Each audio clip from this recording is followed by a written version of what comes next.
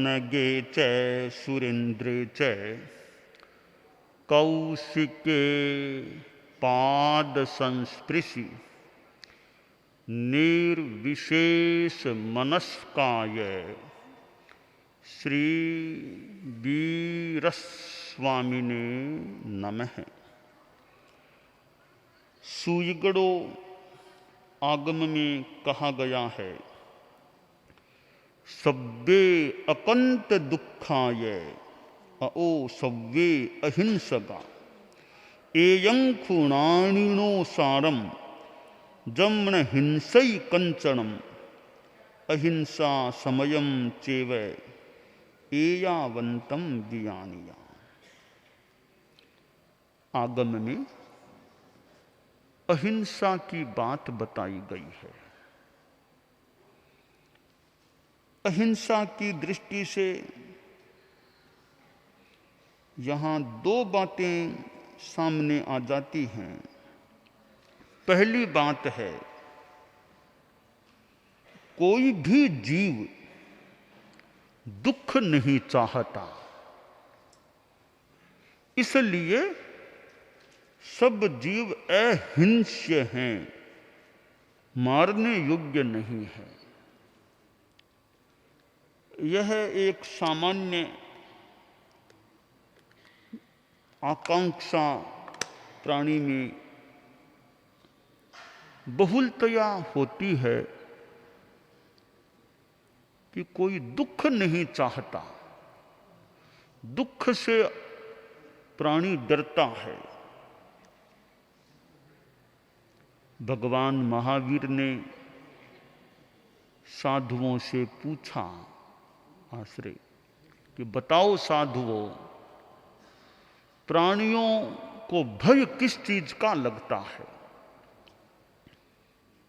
संभवतः संत लोग उत्तर नहीं दे पाए। उत्तर नहीं दे पाने के भी अनेक कारण हो सकते हैं। कभी कभी तीर्थंकर कोई प्रश्न पूछ लें तो सामान्य आदमी सकपका जाए, अरे पता नहीं क्या पूछा है, क्या उत्तर, कहीं गलत नहीं उत्तर हो जाए। तो इतने बड़े महापुरुष ने प्रश्न पूछा है तो पता नहीं हमारे पास उत्तर सही है या नहीं, तो क्यों बोले, नहीं बोलना ही ठीक है। इस सोच के द्वारा भी कोई न बोले, यह भी कारण हो सकता है कि हम लोगों में से कोई बोल देंगे, फिर भगवान नहीं बोलेंगे तो भगवान के मुख से ही सुनना है। हम कोई नहीं बोलेंगे तो भगवान फिर फरमाएंगे, हमें उनकी वाणी सुनने को मिल जाएगी। कोई कारण हो सकता है। तो गौतम आदि साधु उत्तर नहीं आया तो फिर भगवान ने कहा, आयुष मन श्रवणो, देखो प्राणियों को भय लगता है दुख का, दुख से प्राणी डरते हैं। और तो किस चीज का भय है? दुख का भय है। मेरे कहीं चोट न लग जाए, मैं कहीं दुर्घटना में मर न जाऊं, मेरा कोई अपमान न कर दे, ये सब दुख हैं। मेरा सामान कोई ले न जाए, दुख से आदमी डरता है। तो दूसरा प्रश्न होता है कि दुख पैदा कौन करता है, किसने पैदा किया है दुख को? उत्तर दिया गया, जीवेणम कड़े पमादेणम आश्रय। दुख जीव स्वयं अपने प्रमाद के कारण उत्पन्न कर लेता है। कहम बेइज्जई, अब दुख का निर्जरण वेदन शरण कैसे हो? अपमाएणं, अप्रमाद में रहो, फिर दुख समाप्त हो सकेगा। तो प्राणी दुख से डरते हैं, दुख प्रिय नहीं होता है। कोई किसी संदर्भ में भले सोच ले कि आपत्तियां आएं, ताकि क्योंकि आपत्ति में भगवान का स्मरण हो जाता है। विपदः सन्तु नः सर्वाः यत्र तत्र जगद गुरो भवतो दर्शनम यद स्यात् अपुनर्भव दर्शनम। कि हमें विपत्तियां, मैं नहीं कहता, श्लोक में कहा गया विपत्तियां आए, भगवान जगत गुरुदेव विपत्तियां आए जीवन में, क्यों कि विपत्ति आने से भगवान प्रभु आपकी याद आ जाती है, तो आपकी याद आती रहे बार बार, इसलिए जिंदगी में आपदाएं आती रहें। तो आपके दर्शन वो कैसे होंगे, आपकी स्मृति, आपके दर्शन, अपुनर्भव दर्शनम, आपके जितने दर्शन होंगे हम अपुनर्भव मोक्ष को देखने की दिशा में आगे बढ़ेंगे। यह तो एक उच्च कोटि का चिंतन हो सकता है। सामान्यतया प्राय प्राणी दुख से दूर रहना चाहते हैं, दुख अप्रिय होता है। तो शास्त्रकार ने कहा प्राणियों को दुख अप्रिय है, सब्बे अकंत दुखाय, प्राणियों को दुख अप्रिय है, अओ सव्वे अहिंसगा, इसलिए किसी की हिंसा मत करो, किसी को दुख दो ही मत। वो दुख नहीं चाहते, क्यों हम दुख दें किसी को। यह एक बात अहिंसा के संदर्भ में है कि प्राणी दुख नहीं चाहते, उन्हें दुख अप्रिय है, इसलिए प्राणियों को दुख मत दो, मारो मत। शास्त्र में कहा गया कि यह ज्ञानी होने का सार यही है, एक सार यह है किसी की हिंसा नहीं करना। तो ज्ञान का सार तो निकलना चाहिए ना, ज्ञानी बनने का क्या सार निकले कि तुम ज्ञानी बने हो, अब हिंसा से बचो, अहिंसा का जीवन जियो, अहिंसा के पथ पर चलने का प्रयास करो। यह तुम्हारे ज्ञानी होने का तुम्हें लाभ मिल सकेगा और ज्ञानी होने का सार निकल सकेगा। तो दूसरी बात कि तुम ज्ञानी हो तो ज्ञान का लाभ उठाओ और हिंसा में मत जाओ।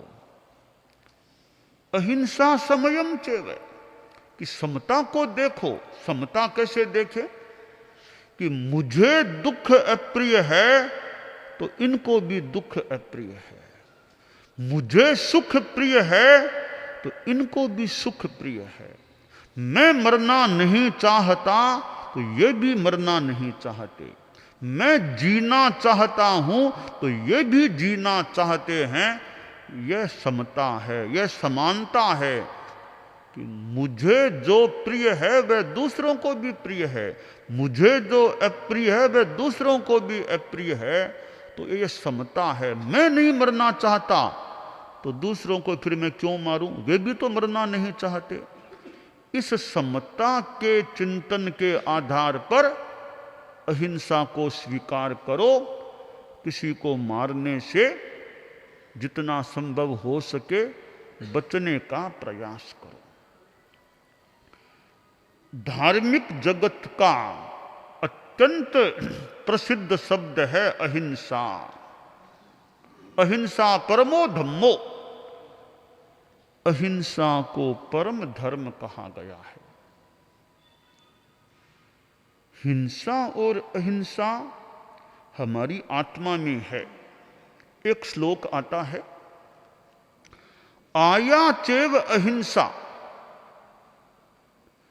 आया हिंसत्य निच्छ ओ एस, जो हो ई अपमत्तो अहिंस ओ हिंस ओ इयरो, कि आत्मा ही अहिंसा है, आत्मा ही हिंसा है, यह निश्चय की बात है।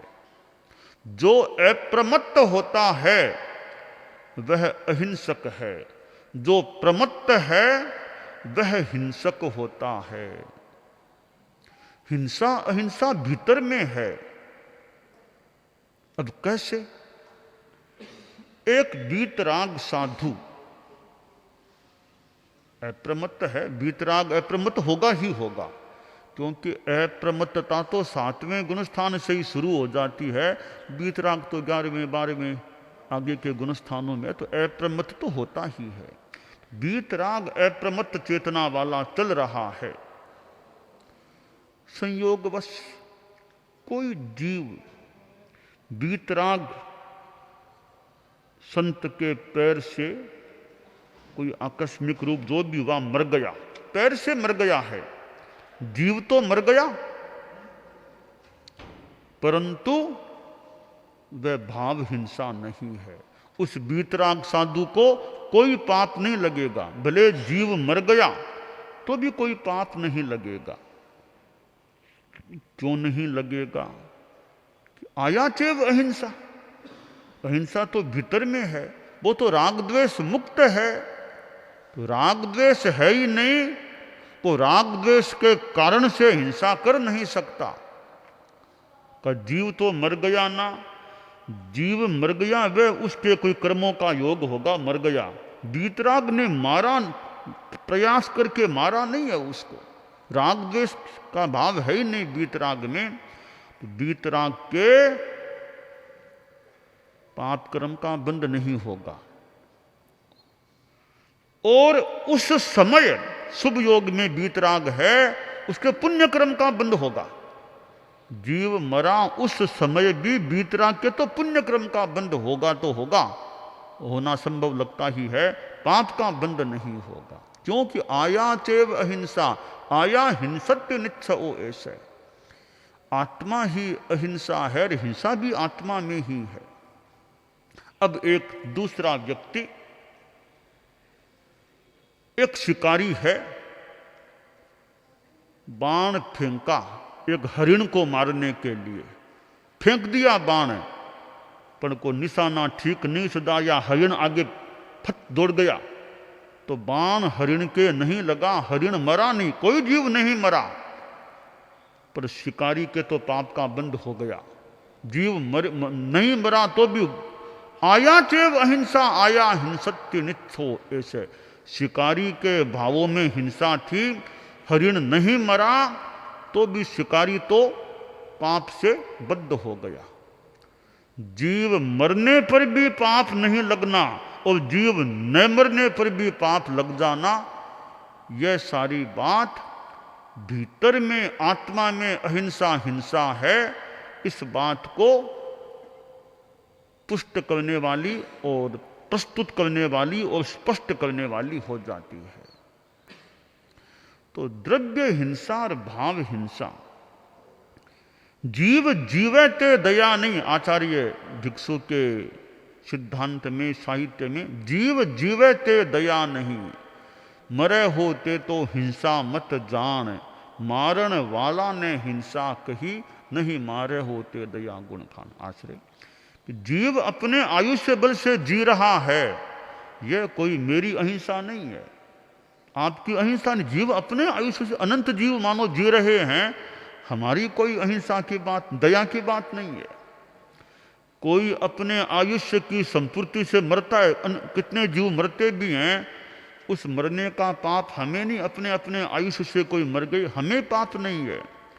तो हिंसा क्या, मारण वाला ने हिंसा कई, जो मारता है वो हिंसा का भागीदार, पाप का भागीदार बनता है। नहीं मारे, नहीं मारने का जो संकल्प है, हिंसा का त्याग है, वह दया है, वह गुणों की खान है।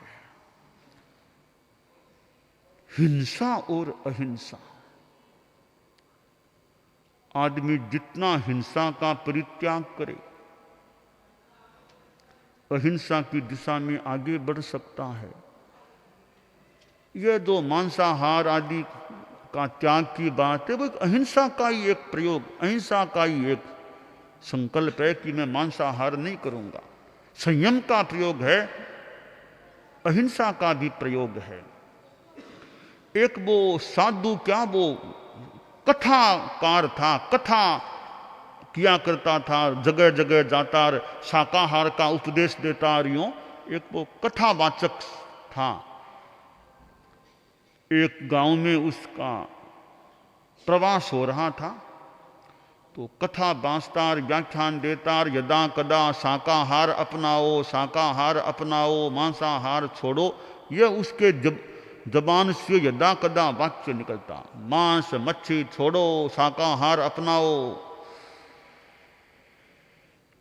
लोग भी सुनते भी, अच्छा कथाकार जी अच्छा संस्कार दे रहे हैं, अच्छी बातें बताते हैं। एक दिन की बात, तो कथाकार रोज सवेरे सवेरे घूमने जाता।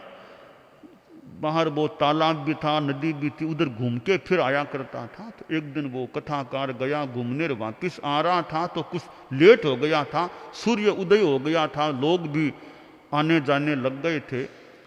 तो कथाकार वो बाहर से, गांव बाहर से आ रहा था, इधर से एक कोई उन्हीं का भक्त था, जो यानी श्रोता जो कथा सुना करता था, वो उधर जा रहा था। तो दोनों का मिलना हुआ।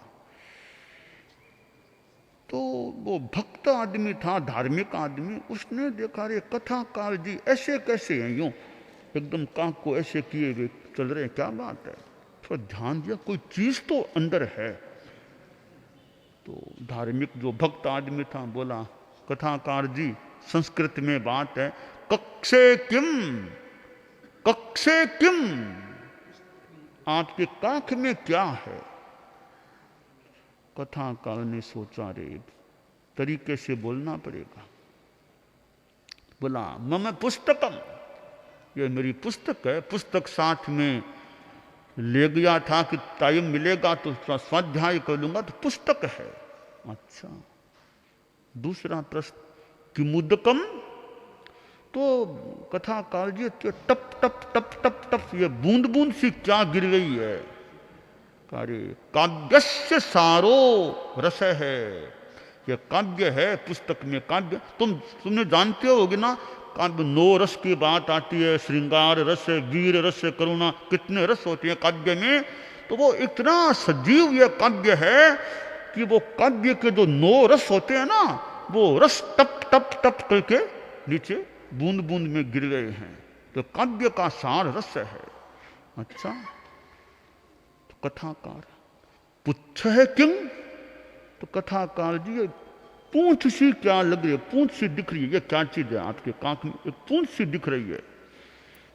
नहीं नहीं, ताड़पत्र लिखितम, यह काव्य ताड़पत्र में है, तो यह ताड़पत्र का अंश है, कोई पूंछ नहीं, ताड़पत्र का अंश है। अच्छा, तो कहा ये रंग बिरंगा सा दिखता है, रंग बिरंगा सा क्या दिख रहा है। चित्रम गौड़ाक्षरम, यह काव्य है ना वो गौड़ लिपि में लिखित है, तो गौड़ लिपि के कारण से रंग बिरंगा लगता है, और कोई खास बात नहीं। भक्त बोला बाबा कथाकार जी गंध है किम ननु, थोड़ी यहां मैं निकट आया आपके, थोड़ी गंध भी आ रही है। तो गंध क्यों आ रही है इसमें, अरे यह सजीव काव्य है। राम रावण महासंग्राम गंधोत्कर है, ये काव्य में रामायण है, ये मूल रामायण का काव्य है ना। तुमने सुना होगा कभी रामायण में तो राम रावण का कितना युद्ध हुआ, तो इतना वो सजीव काव्य है। राम रावण के युद्ध में कितने लोग मरे, खून खराबा हुआ, तो वहां तो मुर्दे सड़ने लग गए, तो उनकी यह गंध इनमें थोड़ी, इसमें से उनका गंध आ रही है, मरे हुए लोग गंध आ रही है। अच्छा, अरे ज्यादा क्या पूछते हो, संजीवन पुस्तक है। भूज है किंग ननु पृच्छते श्रृणु सखे संजीवनम पुस्तकम, यह पुस्तक संजीवित है, क्या पूछते हो इतना। यूं वो कथाकार बता रहा था, थोड़ी कांख छिदी यूं हो गई, अंदर से 1-2 मछलियां नीचे गिर गई। तो कथाकार ये क्या गिरी, मछलियां आपके पास, इतना शाकाहार और मांसाहार को छोड़ने की बात करने वाले, शाकाहार को अपनाने का उपदेश देने वाले, आपके पास ये मछलियां। कहा भगत जी मेरी लाज रखना, मैं तो मछलियां खाता हूं, रोज जाता हूं सवेरे, लाता हूं और खाता हूं। कहा कथाकार जी तो आप उपदेश मेरे व्याख्यान में अहिंसा, शाकाहार कितनी बातें करते हो, आप मछलियां, कि क्या करूं भगत जी, मेरी तो आदत है मछलियां खाने की, आइंदा ध्यान दूंगा, अब तो आदत थी। तो अहिंसा का उपदेश देर, शाकाहार का उपदेश देर, खुद यूं मछलियां खाए, इतना झूठ भी बोले। बात को कैसे बनाया, काव्य हैर, वो हैर, रस हैर, कितनी बातें बनाई। तो आदमी को एक पाप को छिपाने के लिए दूसरा पाप और करना पड़ जाता है। एक बात, गलती को छिपाने के लिए झूठ बोलता है, कपट करता है, तो दूसरा पाप और हो जाता है। हिंसा, अहिंसा, दुनिया में हिंसा भी है तो अहिंसा भी है। हिंसा है, जितना संभव हो सके अहिंसा का प्रयास किया जाना चाहिए। इतनी हिंसा, इतनी कितनी हिंसा है, कहाँ हिंसा, यहाँ पर कितनी अहिंसा का माहौल है। दुनिया में अहिंसा भी है। जहाँ हिंसा है, मान लो कहीं हिंसा हो भी तो माना कि अंधकार है घना, माना कि अंधकार है घना, पर मेरे मित्र दीपक जलाना कब है मना।